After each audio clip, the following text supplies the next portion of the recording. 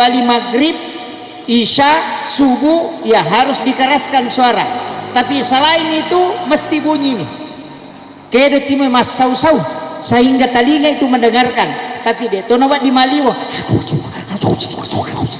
itu jadi masalah. Magai supaya komunikasi itu bisa tembus kepada Allah.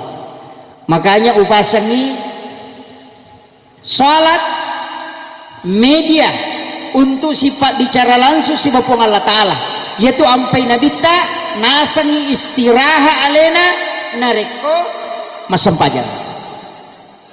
Jadi ya koliwa itakona nabita boleh joka boleh mamusu naliwa takona, maka disitulah Nabi menikmati betul sholatnya.